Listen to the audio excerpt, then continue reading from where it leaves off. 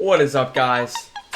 Welcome to the May 2nd trade recap. And the new Fortnite season is out. Let me know if you guys are going to be playing it. Fortnite plus trading is low-key the best combo. But let me make sure my mic's on. Yes, it is. Alright, let's get into it. Let's check the news first. Alright, news. We had USD news at 7:30. Big news for the unemployed. Get that joke, don't you?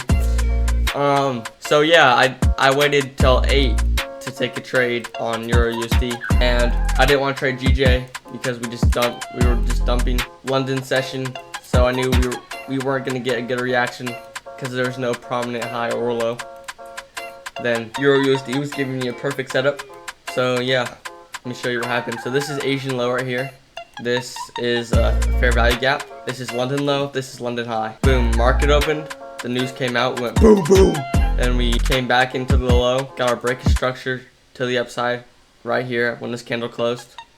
So then I was waiting for a 5-minute confluence to open up. So boom, I saw this fair value gap. We dipped into it.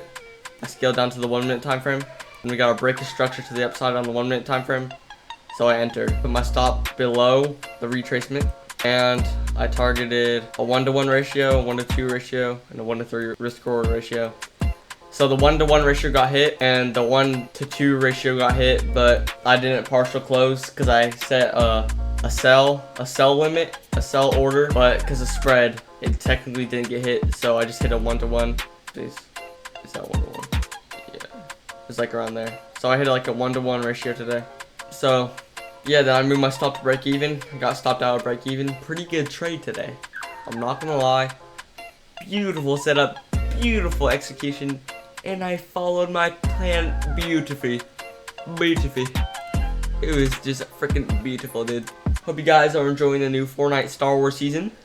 And I'll see you later.